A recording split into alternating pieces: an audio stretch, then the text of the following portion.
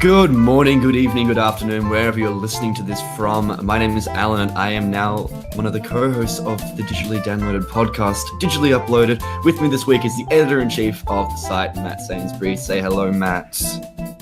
Hello, I've been disposed. You have absolutely been disposed. Like a camera? Alan's run a coup, yeah.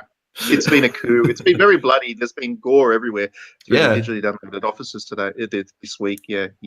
It was very violent. Very mean messages over Slack, and then Matt got upset and left. So that was the way I did it, and it was almost a little bit too much blood, but not enough for me. And we also have the issue this week where we have two people with the same first name, so it's going to be real fun for everyone. We have Matt as well. Who's Matt? Exactly. Is that me? Or is that the other guy? It's actually me. So confused. There's actually 3 Matts in this podcast. I lied about my own name. Yeah. You joke, but we've been there before. Yeah, so the worst thing is that I've tried to distinguish with you guys before in different ways, but it's never really worked all that well. So I don't think there is a way to do it so far, and I'm going to keep getting really mad about it. But that's all right. just call the other guy Miku or Chief or something like that. I don't know how to feel about calling Matt Chief. It's shorter than calling him editor-in-chief every time. It is. Or we can call him Ed. His name is now Ed. Ed. All right. That's good. I can be Ed. That's good. He's now Ed. Alrighty, so we're going to start this podcast off with a little bit of Miku music. I don't know what it is yet, but it's going to be something Miku-based.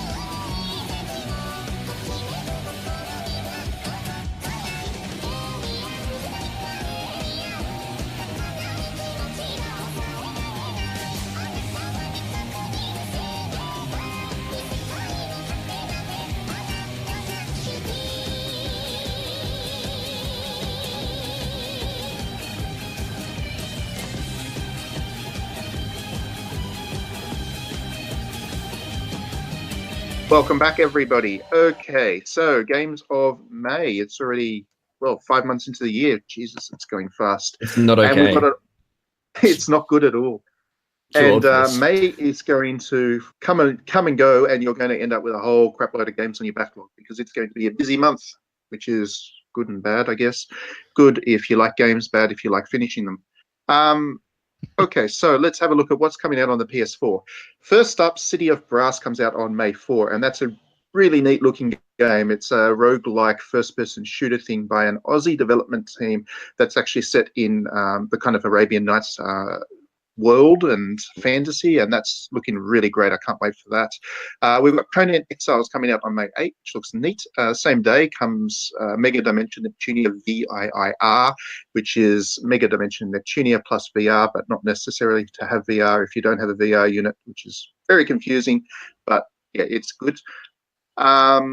What else we got? We skip past Destiny because no one gives a crap about Destiny. Little Witch Academia, Chamber of Time looks pretty neat. That comes out on May 15, and that's an RPG thingy. Dragon's Crown Pro comes out on the same day, and that is that's the PS4 port extended edition, whatever you want to call it, of a really good PS3 and Vita game by Vanillaware. Then we've got Hitman comes out on May 15, which is that should be pretty good. That's like the complete edition, I think, which is all of the complete edition. Which, yeah, if you've never played those games before, it's essentially a Rube Goldberg machine of puzzles, which I think is awesome. So if you give it a shot, it's very, very. Yeah, fun. It was an episodic series. Now it looks like it's going to. Well, now it's in one complete package, which is good for people that prefer to play things from end to end. There's a One Piece game coming out. I don't know much about those. I don't follow them. There's like one every couple of months, and I'm sure One Piece fans will look forward to that. Dark Souls Remastered comes out on May 25. The Dark Souls of all remasters. Not on Switch. That comes out later, but PS4, which is fine, since you can only play that at the moment on PS3. Pixel Junk Monsters 2 comes out on May 25, and that is going to be awesome. That's the best tower defense. Oh, that's a sequel to the best tower defense game that has ever been made. None. So you've also missed 3 games, Matt, that are coming. I'm getting there. It's just keep going. Fine. you can fill in all the gaps in a moment, Alan. Detroit comes out on May 25. If you can handle David Cage, you probably look. No one can. That. There's gonna be Space Life. There will be Space Life immediately, and then really awkward.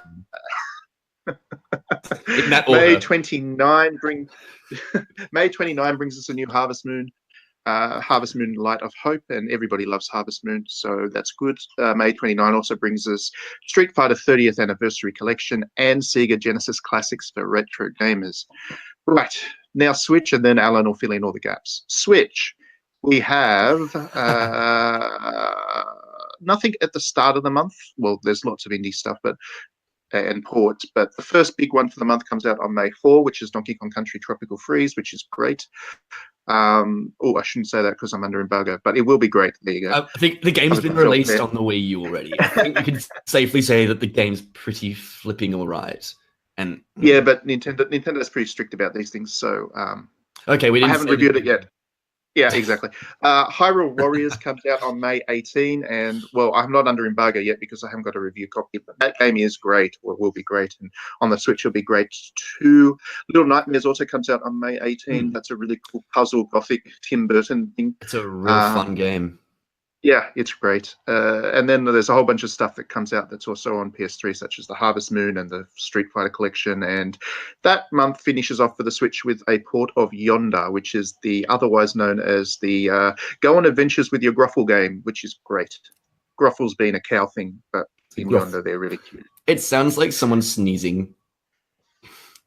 It sounds, it might sound like that, but they're the cutest digital animal thing ever made, I think, and Yonder's a really nice game, very sweet, no violence, open world, and well worth looking forward to. Also Aussie developed. So I've got something controversial to add.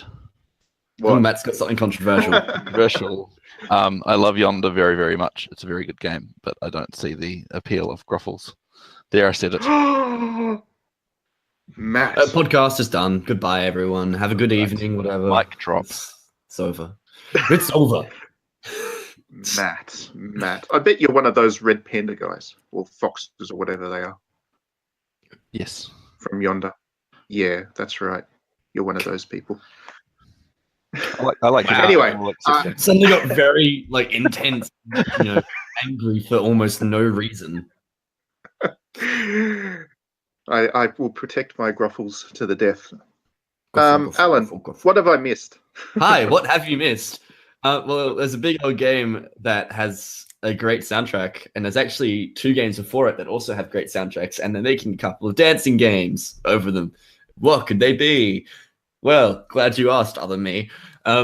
Persona 3 Dancing Moon Night's coming out on the 24th of May with Persona 4 Dancing All Night on PS4 as well. And Persona 5 Dancing Star Night, which is going to be rad. Is that just Japan, or is that worldwide? That release I believe that's worldwide. Okay, cool. That's really great. I'm very excited. I cannot wait to dance to like Mass Destruction, I think it's called, in the Baby, Baby, Baby, Baby song. It's a great song. And don't forget, I think it's not too late if you do go and order the special super duper whopper duper legendary, whatever it's called, edition from Japan. You also get a download code for Persona 4 Dancing All Night on PS4. And that'll be the only way that you can actually get that. And that's an amazing game on the Vita. And it has Risei in it, so it's awesome by default. Yeah, it's a pretty good game. It is. I know that no one here will actually care about it, but I think it's really funny that we are in this year of 2018 and State of Decay 2 is finally releasing, and I don't think anyone knows about it or cares. And I'm kind of a little bit upset for them, but also they're making a zombie game. So, like, what do you want? Yep. what I'm do pretty you sure everybody's want? over zombies. I've not seen a zombie game recently that I've thought, wow, that's really unique. I wonder why that is. Tell me more. Yeah, zombie games are a bit... I think Dying Light was the last zombie game that was even worth looking at. That game was pretty good, actually. And that was at least 4 years ago now. Because that came out pretty close to the PS4, I think. It did. Yeah. I must just say, actually, on a side, I'm so pissed off at that developer because that's the developer that also did Dead Island and stuff, and that's a Polish dev actually. And they had another game that was coming, which looked amazing. I can't remember what it's called. It was now. a medieval thing, wasn't it?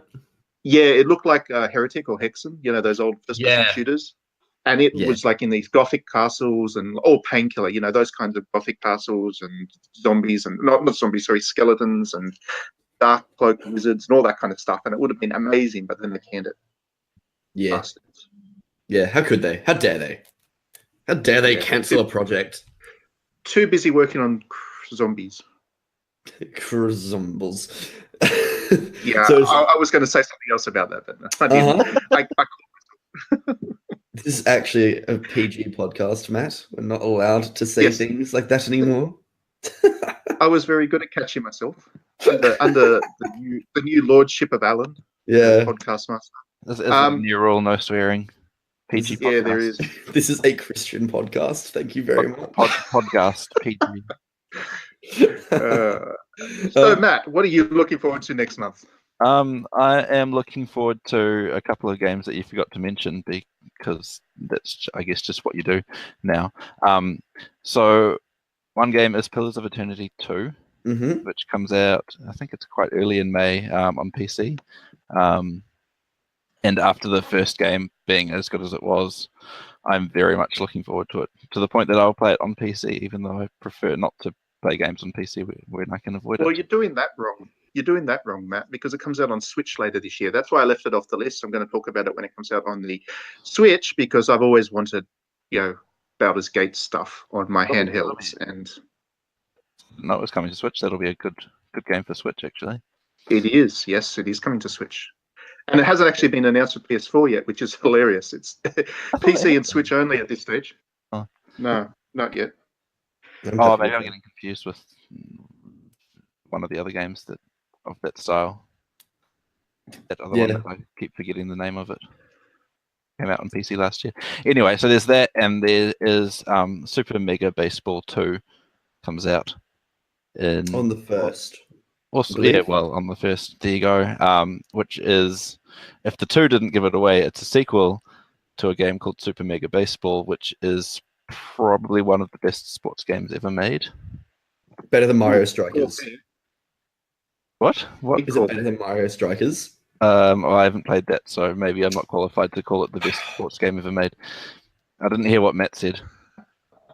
I said that's a big call, huge call. Oh, that's very good. Like in a world where Sega Soccer Slam exists or existed once upon a time, and FIFA Street. Yeah, FIFA Street. It's such a good game series. Okay. Yes, it's Super Mega Baseball. I'm just Explain looking it to me, at- Matt. I'm just looking at Super Mega Baseball screenshots now, and it looks decent. It's very like cartoony. It looks very like a bad cartoony arcade style game, but then you play it and it's really well, it is if you want it to be, but it's also really deep kind of not so much simulation, but just the tactics and the strategy of playing baseball. It captures that really well. Okay. Yeah. Okay. Oh, that comes out on the 1st of May. So if you're interested in that, give it a big old sus Yeah. for sure. It's a game that made me go from, well, the first game, obviously, not the sequel, made me go from not caring about baseball to liking it. So That's pretty good. Any sport That's game good. that can do that is, yeah, that's impressive. That's obviously worth a look. Yeah, for sure. And on all that note, we now know what we'll all be playing through May, and that'll be a bit too much. I don't think we'll get through all the games that we want to add to the backlog and all that kind of crap. I'm still going to keep playing God of War. Yeah. I can hear everyone groaning. It's okay. We are going to talk about God of War in this podcast, but not right now. We'll just Hooray. put a muzzle on Alan God for a of War moment. is the game of May. And we'll It's talk the game about a of May different. every May. We got some music from a different God of War. Well, not really. But Prince of Persia. So that's the PlayStation 2 platform adventure game thingy. It was amazing. Had amazing soundtrack, amazing music, and God, I wish Ubisoft would stop making Assassin's Creed games to make a new Prince of Persia. That would be nice. Just take a break, Ubisoft. Give us what we want. Anyway, some music, and we'll come back and talk about something else.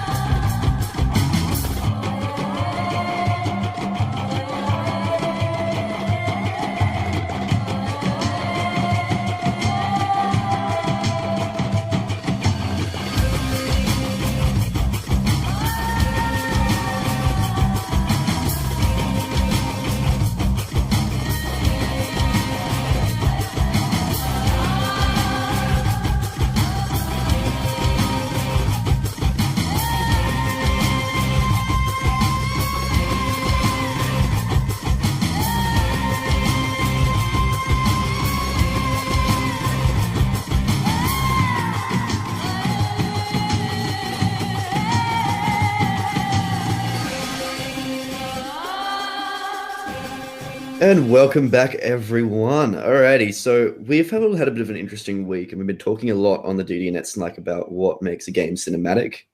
And we've had a bunch of, very heated discussions so far about what makes a game truly, in air quotes, cinematic, and whether or not that's kind of a derogatory term at this point, unfortunately. So I'm going to sort of handball this off to Matt to, give us a little bit of a rundown of the big old situation. So you want to have a bit of an explanation there, Matt? Well, I assume you're talking about me. Yes, I am talking. Oh, sorry, Ed. Sorry, Ed. Same person.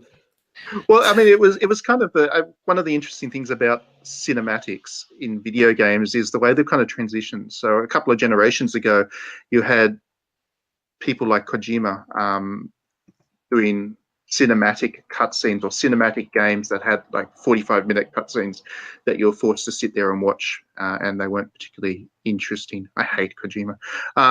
But anyway. Okay. Well, okay. Alrighty. Anyway, glancing over that. That was the idea that developers had back then, was if you wanted to do cinematics, you needed FMVs, you needed cutscenes, you needed to stop the player from playing at the time. But that's kind of evolved over the last generation or two, where the cutscenes themselves have been kind of the cinematic qualities have been kind of built into the game itself, and rather than cutscenes, you have those kind of dialogue sequences where you still maintain control of your character, but they're framed in such a way that they're still very cinematic and they're obviously still pushing the story. I think Assassin's Creed was probably the first one for me that really kind of stood out as doing that, where you'd actually go, walking through town with your mentor or whoever who was telling you, what things are going down and what needs to happen next, and then you'd seamlessly transition into the mission quest and all that kind of stuff, and then all of that would happen without cutscenes breaking things up. And I think we'll talk about God of War more in the third section, but God of War is probably the epitome of that kind of approach to cinematic design now, at the moment at least, because it has those long cuts where there's no camera shifts, and again you kind of maintain control of your character throughout all of it. So I think cinematics have changed a lot over the last generation, and I think probably for the better. It seems to be more seamless now than it used to be with games a generation or two ago. Yeah. Anyway, those are my thoughts. I absolutely agree with you. So the issue that I found a lot with the concept of cinematics in games is that it's often so heavily tied to this idea that you will sit down and you will watch, which is not the case, because games can obviously do so much more with that. And I would argue something like the Stanley Parable is just as cinematic and just as engaging because of that, because it knows that it is a game, and then it knows that the cinematic qualities that a game can have are so much more different to anything else in the entire world of art. So I'm really happy that I don't have to sit down and watch the cutscene from Metal Gear Solid 4, which lasts for an hour and a half. And if you skip, you lose vital story information that's at the end of the cutscene.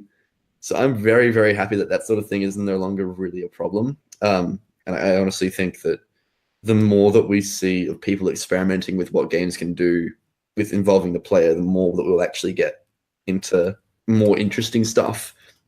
Particularly, the first game I noticed really to have this was Batman Arkham Asylum back in 2008, I want to say. That was one of the first games where I was like, this feels like I'm playing a Batman movie, but I'm in control the entire time and it feels smooth. So yeah, that was probably the most like, whoa, this is really, really cool. This looks and makes me feel like a Batman, even though I'm just a, like small little boy who's like 13 at the time. So that's absolutely the way to go, and I cannot be more excited again after playing God of War and seeing what they've done with that, which we'll go into soon.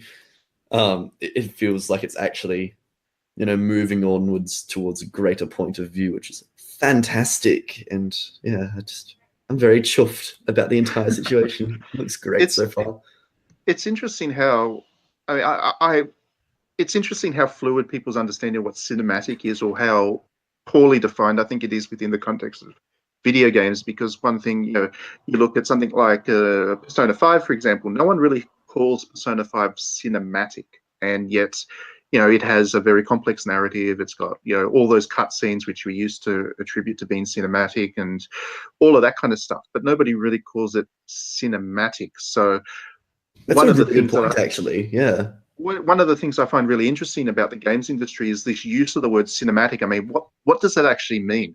And I don't think anybody's actually come up with a strong, a solid definition that you can point at a game and say, yep, that's cinematic. And then immediately everybody kind of knows what you mean when you say cinematic, but nobody knows specifically what that actually refers to. It's the buzzword of Dark Souls. Yeah, it's the Dark Souls of buzzwords. It needs to be definite. Can we just require someone to define it for us? Yeah, we'll leave that to Matt. Matt, it's your job now. All right, it means it has the qualities of cinema. Nice, good. There you go. Do with that what you will. Um, Now, I was expecting you to sort of just jump off the podcast immediately as soon as we handballed that one to you.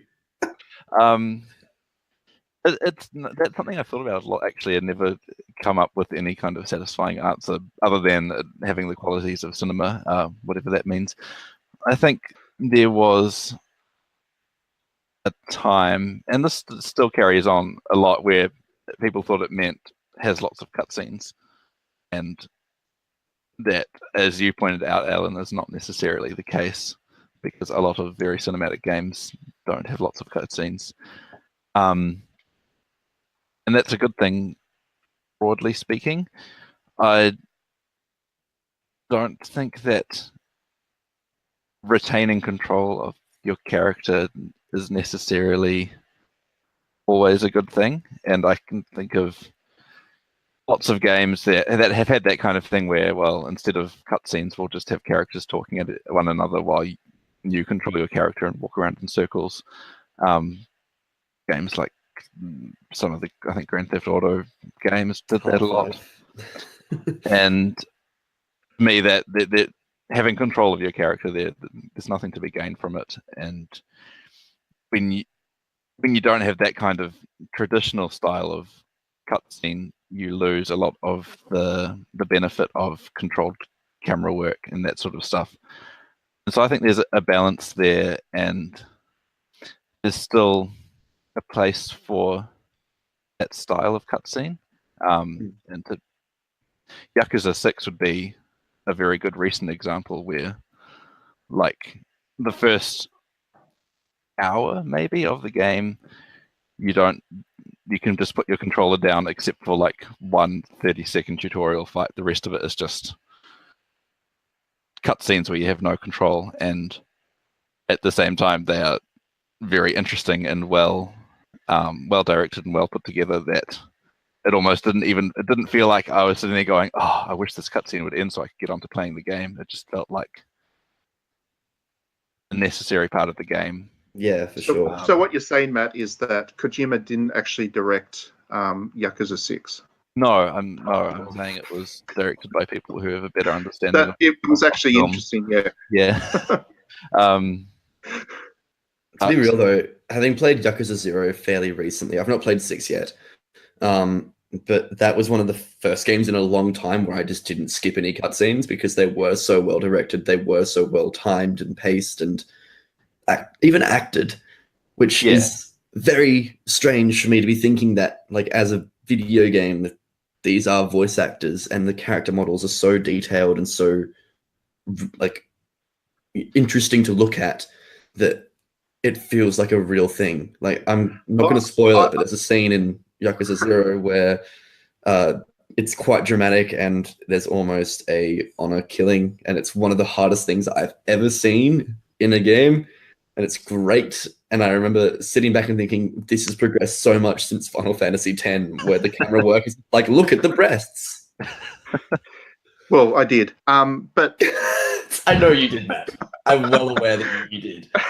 The thing is, the Yakuza is a really good example for me because I watch a lot of Yakuza films out of Japan, and one of the things that makes Yakuza games very cinematic to me is I actually use the same actors, especially Yakuza 0. It actually pulls in a whole bunch of specialist actors who in Japan, not particularly well known outside of Japan, but in Japan they're really well known for making those kind of B-grade, full gore, lots of nudity Yakuza films, and that's an entire genre in Japan. It doesn't get exported much, unfortunately. But for me, then seeing those actors kind of all modeled so well in the game, I was immediately thinking, wow, this is just like those films. And I was creating that, that connection that Matt was talking about when he said that the kind of definition of a cinematic game is a game that has cinematic qualities. That's kind of a jokey throwaway line, I guess, but it definitely applies to Yakuza. And I think even though people in the West probably don't necessarily know those actors, I certainly get the sense that these are proper actors performing in roles in those games. So, and I think Yakuza 6 does a really good job with putting, what's his name, Beat Takeshi in there, because everybody knows who he is, and he kind of steals the scene every time he's in it. So there's a really good example of how to do cutscenes well. And I think games Oh, like Takeshi. Oh, what? Beat Takeshi's in it. Yeah. I didn't know that was him. I knew I recognized him from somewhere. You just blew Alan's Oh, mind. I did. That's probably the biggest actor Who the was it? Yakuza series has ever had. Oh, that's Um, awesome. It's great. It's great. Without spoiling anything, because this happens really, really early on. There's this scene at the very start. The first time you meet this character in the game, he's sitting there, kind of like this old, grizzled veteran yakuza, and he's eating a parfait, which is it's That does- hilarious. That's a especially- very Yakuza thing, actually. It's a very Yakuza thing, but it's also a very Beat Takeshi thing. That's his kind of offbeat sense of humor with those kind of more adult or more violent roles that he plays. So yeah, I thought that was a brilliant touch. It was a very cinematic way of opening, that character in the game. So yes, if you play Yakuza 6, well, you should play it for a million other reasons, but one of the reasons that you should play it is definitely to see that performance because it's amazing. And also, the game's pretty good. At least from what I've It's heard. pretty good. It's pretty good. It's up there. Hopefully, people actually bought the thing because so many people ended up with it for free. Thanks to Sega screwing up. I really hope people went and massive bought cock it anyway. up. Whoops. Yeah, just oh sorry guys, we're gonna release the whole game as a demo. Oh, it's so ridiculous. People are bad at their jobs. It's fine. It's fine. I do want to give a quick shout out though to the Yakuza 6 Special Edition, which came with a couple of, I believe, tumblers, like glass, like Yes. whiskey tumblers, which I would have bought if they were in a store. I would have bought it immediately because it looks so cool. It's the end goal is to just have a set of whiskey tumblers from every single game series that I can. And also get a massive tattoo of a dragon so I can start calling myself the Dragon of Dojima. Anyway, notwithstanding my horrible tattoo decisions, we're going to have a bit of a cheeky move on because I believe it's time to talk about another game that just came out, and I've been wanting to talk about it for about the last the half an hour or so. So we're going to go to some music. We are. What music? Dragon's is Crown. that? Oh, okay. Dragon's Crown, because Damn it. that's coming out next month. And it's great music. We want people to play this game because it's that good and the music's good. So enjoy. We'll come back and we'll talk about Alan's game. Hooray.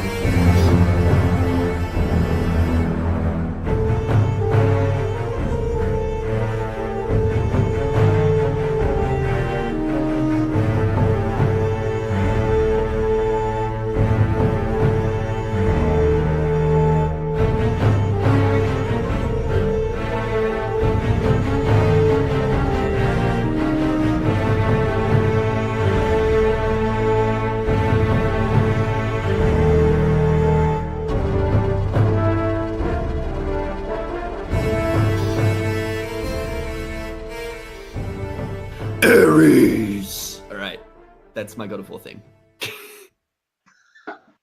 That was an impressive start, Alan. That was the only. I mentioned this to the rest of the crew in a little break there that I would be starting it off unconventionally because I just wanted to shout Ares. And I was also going to shout Calliope as well, but my voice can't handle that right now as much as I'd love to say otherwise. I just can't wait to push away my daughter in like hell. It's fine. I don't know if you guys remember that. God of War Chains of Olympus. I believe there is a quick time event where your daughter is hugging your leg and you have to push her away. It's one of the most emotionally confusing things I've ever seen in my life. Anyway, the new God of War is way better. Sorry. Alrighty. God of War just came out. I went out and picked up a copy because everyone was saying it was the coming of the third son. They were right, in my opinion. I know that there's other opinions in this crew so far that are not necessarily as glowing as mine, but still positive. Yeah, I don't know. This is the PS4 system seller as far as I'm concerned right now. It's real damn good. It's real damn good. I would even go so far as to say it is a masterpiece. I can hear Matt groaning. Ooh. I can hear every Matt in the world groaning. Oh, Alan. I'm going to use the world serpent's voice from now on. Okay, so here's the thing. I mean, God of War did come out, believe it or not. It did come out, yes. Know that. What? A lot of people have bought it, I imagine. A lot of people are probably playing it, and I think on an objective level, I think it's pretty hard to say that this game isn't enjoyable. I'd be very surprised if there was even 1% of people out there who played God of War who didn't find something that was really enjoyable about it. And it is a lot of fun, and I think it's an amazing piece of entertainment. I think it's about as he's used entertainment instead of art. You know that he's going to go into a rant soon. No. See, this is the thing. Every time I talk about God of War, people think I'm criticizing it. I'm not. I think it's an amazing game. I think it's, I love adventure films, and I think it's the video game equivalent of the Avengers in the sense of it's in terms of size and scale and just the sheer proficiency in which it's put together. It's kind of flawless, but and there's the but, and that's why flawless, but it's flawed. But no, it's flawless, but it's not art, and I think that's the line I draw. I think people just watching, if you go on Twitter and look at how people are talking about God of War, it's like they're talking about they're talking about it like it's this kind of life-changing experience, and it's like this masterpiece that's the epitome of what video games are capable of. And if it really is the epitome of what video games are capable of, maybe I need to tap out, because I don't know. I think that if we're going to talk about games as an art form, we need to look at something beyond them being just entertaining in terms of looking for our masterpieces. And that's kind of the line I've been taking. People think I'm criticizing God of War. It's not criticizing it, because what it's trying to do, it does, near perfectly. But is it up there with Citizen Kane or Yes. Dali's work, or Yes. in painting, or is it Shakespeare? No, it's really not. I don't think. Well, we also don't have the hindsight of time to to differentiate yet. So it's hard for us to say this now, but I absolutely can see myself still thinking about this in 10, 15, 20 years, going off my experience with the first 15 or so hours, which I will finish. Thinking about what, I guess, is the question, Alan. What are the themes of God of War? What is the depth?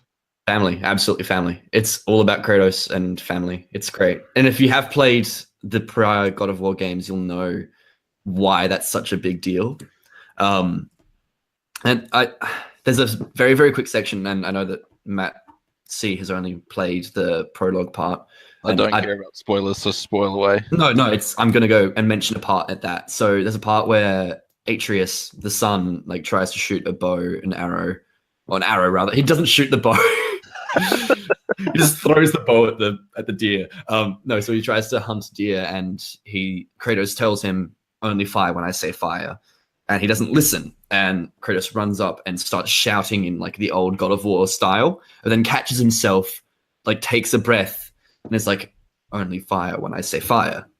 Again, it's this really, really cool moment, because you've seen Kratos go from this man who literally just shouts Ares and is meant to be with his loving wife that he actually horribly murdered, and is shouting her name as well for no reason. So to go from that to this new Kratos, who's clearly trying to be better than he is, but is really struggling with that concept, I think is really, really cool. And there's a lot of really, really small moments, which again, I do not want to spoil for anyone because, dear Lord, they're good. Where it does a lot of really, really interesting, genuinely heartfelt things. And I don't think anyone would have ever expected a game in the God of War series to ever even attempt that, not less alone pull it off as well as it has right now, because this is making The Last of Us look like a child's presentation, unfortunately.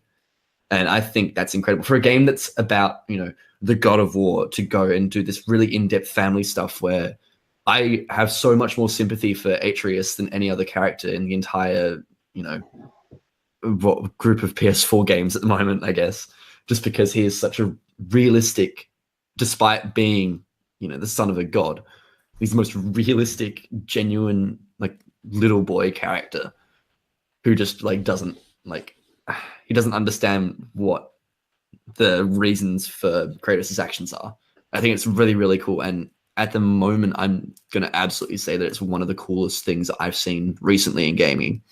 I will say, though, there's a couple of parts where it's it princesses you, where it's oh, we're almost at our goal, but wait, there's a new thing that's going to stop you. Better go find a thing to stop that so it doesn't stop you, which is kind of annoying, but it gives me more time to play the game, and that's kind of the best thing ever right now.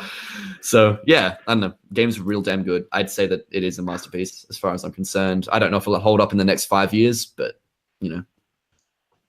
whatever. I like it. I like it a lot. I'll go back in time and play it again. The thing is, I don't disagree with kind of anything you said there. It's a strong story that tells, an interesting look at Kratos, especially for people who have played the previous God of Wars, and the father-son and the journey to redemption and all that kind of stuff is there, and it's quite obvious. But to compare to something like, I'm just going to say it, Nier Automata. To compare to Nier Automata, which is just so dense and so layered and so nuanced and so thematically rich, I don't see God of War as comparing to that game. I think they're both very different games. I think they're both very worthwhile. But if you play God of War, you're looking to have a good time. You're looking to mash buttons. You're looking to be Kratos, and you're looking to have that kind of quite simple story told well. Whereas you look at Nier Automata, you're looking at the kind of density and the layers and the nuance. And I think when we talk about games as art, if it doesn't have those kinds of layers, it doesn't hold up as a work of art, as a masterpiece. And I think that's where the difference is. People will not be writing about God of War, I think. I'm going to make this prediction. People will not be writing about God of War as a great piece of art 40 years down the track, like they do with Citizen Kane, or trying to puzzle through what Citizen Kane means, or really breaking it down. People won't do that with God of War, because God of War is not designed that way, and that's fine. And I think that's a great thing. And I think God of War executes on it all perfectly well. But yeah, I don't see the layers of depth in God of War, and I don't think I've seen anybody indicate it otherwise to me. I haven't seen any kind of stories written. I haven't seen any analysis of the game. Admittedly, it's new, so that might be coming. It is a weird. But I haven't. But I haven't been wrong with this stuff before. I'm still waiting to see people write about the depth of The Last of Us. I'm still waiting to see people write about the depth of any number of other blockbuster games which weren't designed to be that way. I understand what you're saying. However, I think given that video game academia is still quite a new concept, it's going to take time before this sort of analysis will become more common in the same way that film analysis would be, or that literary analysis would be. Yes and no. There's already stuff out there about Nier Automata. I've seen great articles about Spec Ops. There's been entire books written about it. So that analysis is there, where the game is deep enough to deserve it. I just don't. Those things also did come out quite a bit of time after the game was released, and I think, honestly, I haven't finished the game yet, so I can't exactly tell you, X, Y, Z. But from where it's going right now, I can see a lot of really interesting stuff being developed very, very soon. And I think that's real cool. And I'm really hoping I'm not wrong because I think it's freaking cool. Well, and I'll be the first to admit I'm wrong if I do start to see that kind of analysis come. And I'll be, if I see people writing about this game in a way that I didn't see when I was playing through it, then so much the better. I'll be the first to admit I'm wrong. You know what? I'm going to write that article, Matt. I'm going to call it Data Boy. I'm going to look at the use of the word boy within literary context. So you do that, Alan, and you change my mind on it, and I'll be the first to admit it. I'll even say so on the podcast, and then you can hold that podcast up as you proved me wrong and all that kind of stuff. But yeah, I haven't been wrong about this stuff before. I don't think. I can't remember a time I've been wrong about this stuff before. There's always a first. But there is always a first, and I'd love for people to prove me wrong. I really do love God of War. I think it's a great game. I finished it, and I don't generally finish games I don't have to play for review. So the fact I was able to sit there and kind of get so absorbed in it that I didn't really follow, I wasn't watching time, and I just kind of plowed through it because I was enjoying it that much. Shows how good it is as a game. And certainly I didn't do that with The Last of Us. I kind of gave up on that game because it was crap within a couple of hours. It was very hard to play. It was a terrible game. But God of War is a brilliant game. I'm just waiting to see it kind of prove itself as this masterpiece that everybody's talking about, because I didn't see it in there.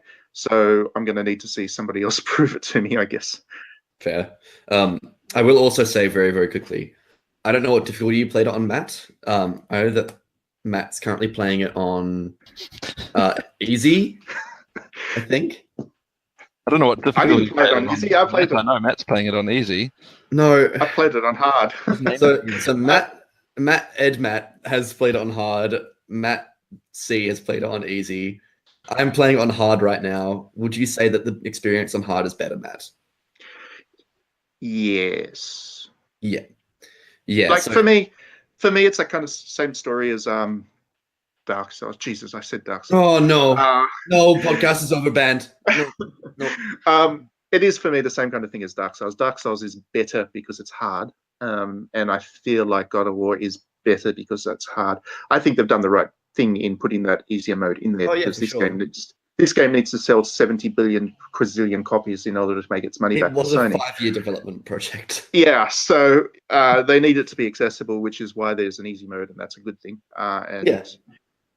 But if you do, to be honest, to be honest, I've kind of come around on Matt's argument that perhaps Dark Souls should also look at that, because being more popular is probably a good thing for these games. But I do think that the experience is more pure the harder you can play it. Having said that, do not play Give Me God of War. Do not do that. So that was my mistake. I did that at my first run and got maybe an hour and a half into the game and spent maybe 5 hours in the game. So yes, you need to be able to make progress. If you can't make progress, there's no point in playing it on the. It is unreasonably difficult, so do not make my mistake. Just try it on hard if you can, and if you don't like it, then you can go down. But honestly, hard mode's the way to go, as far as I'm concerned. Because there's been too many fights so far where I have been on, the final slither of health, and that is such a good feeling when you get to that final, like, the execution thingy. I don't know what it's called. The click the right stick move. And just doing that when you've got nothing else left is so satisfying. It's so good. Game's great. 10 out of 10. Best game ever made. Every other game is banned. Except Sexy Brutale. Except for Sexy Brutale, which leads us in. That was the plan all along. Bring up Sexy Brutale again. What are your thoughts about God of War so far, Matt? Big sigh. I need to preface this by saying I've only played. I don't know if I finished the prologue. I've played like an hour or so of it, but I am struggling to get further than that because I keep getting distracted by other games that I'm enjoying more. And Matt's one of the 1%, the 1% that I talked about before that doesn't particularly get God of War or doesn't enjoy it so much. I think maybe you're right that part of it is that I'm playing it on easy because I always play games on easy until a game gives me a reason not to play it on easy, such as the combat actually being enjoyable or interesting, which so far I have not found to be the case in God of War. But I'll try playing it on normal or hard and see if that it really does change it. Makes it more worthwhile. But I think the main thing that I am not liking about it. And given what so many people are saying, I'm hoping that it gets past this at some point. But at the moment, it just seems like another game about, oh, man pain. I don't know how to be a father, and now I've got a kid, so I have to learn how to be an adult human. And there have been so many games like that already, like The Last of Us, like Uncharted 4, like just everything. And I'm just So you've picked out 2 games there from the same developer. yeah. Yes, I have. It's a story that I'm already very tired of, and it like has already been done better in The Walking Dead and something like Papo and Yo. That it's just not interesting to me, and I find it tiresome, and I know it's God of War, so it's kind of mandatory, but the game starts with a woman who doesn't even have the decency of being given a name being She does have a name. killed off. You would have heard her name. You've heard her name several times in the prologue. In the prologue, I don't remember hearing her referred to by name. Just Y-E. what? It's Faye. I haven't heard that anywhere. I've just heard him referring to her as the boy's mother. He talks to the boy, talks to Atreus, and refers to her as your mother. It was the boy. Yeah. So they actually did a proper like count of the amount of times that boy is said in the game, and it's apparently like 1,227 times. Sounds about right. Boy. I mean, I think Matt's onto something. Like, I think this whole father, not necessarily father, but always father at the moment. It doesn't have to be, but the father-child relationship mechanic seems to be like this replacement. And I think I've read or watched something that makes a similar argument. Seems to be a replacement for the whole princess or damsel in distress trope. That is more, I guess, culturally acceptable these days, because the princess or the captured princess or damsel in distress is kind of an old and very tired trope that people have kind of given up on, and people don't see as well. People call it out for being the crap that it is, basically. But then the developers or the storytellers seem to have found this alternative solution in the father-child relationship. So yeah, I don't know.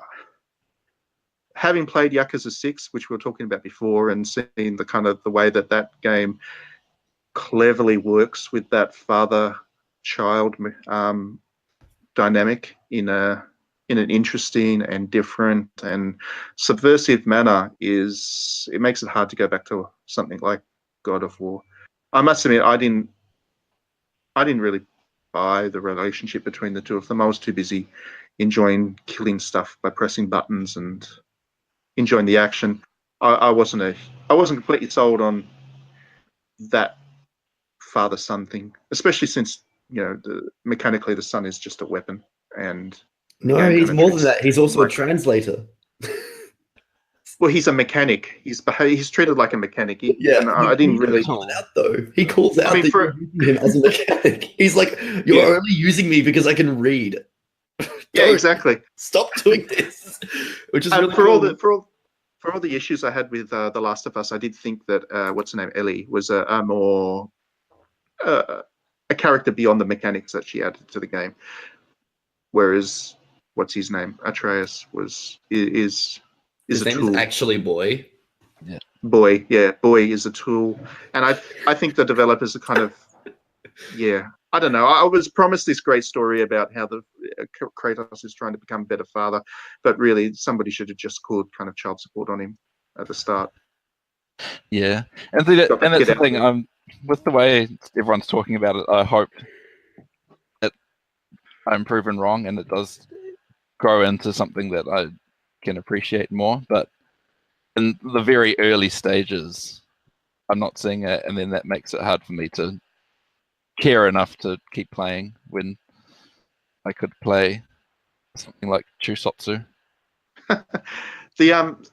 Do stick with it, Matt, because I do think that everything picks up in the second half. Maybe not so much the storytelling, but the set pieces become better. The cinematic quality of the game becomes better. Everything really ramps up in the second half, and I really kind of got the appeal of the game from that point onwards. So yeah, I don't know. I don't think it's a 10 out of 10 as Alan would obviously believe. I think it's an 11 out of 10. But I think it's a solid 9 out of 10 to give it a score. I think it's just a lot of fun. How could you give it a 9? You've been paid by Microsoft. Yeah.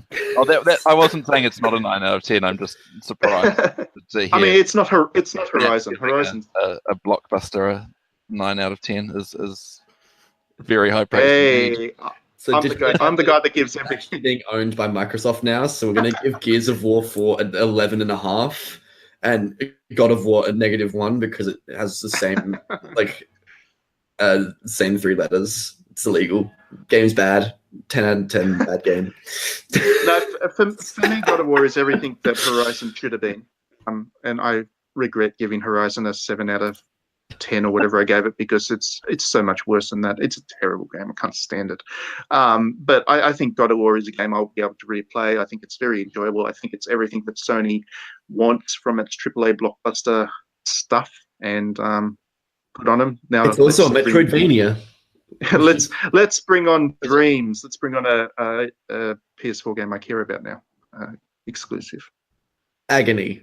Ellen, you just said the one word that can make me excited about any game, and why has nobody said this about God of War before, if that's the case? What, Agony? No, Metroidvania. It's a Metroidvania, yeah. Why are you the first person to tell me this? There have been because no one 100 has seemed to billion realize reviews. Mm. this except for me. It's driving me crazy. Because I went through and there was a door in the prologue area, and I was like, oh, this door looks like it's going to be opened later. And then the boy, sorry, not Atreus, the boy says, you can't still open it, can you? And shot. I got that far. I remember that. I thought it was just going to be like... Nope, that is absolutely Metroidvania stuff. The world opens up kind of into Metroid Prime. It's very similar to Metroid Prime, actually. So if you're into that sort of game, you'll probably like Dad of War. All right, I'm looking forward to playing more of Dad of War. Dad of Boy. Now that you said that.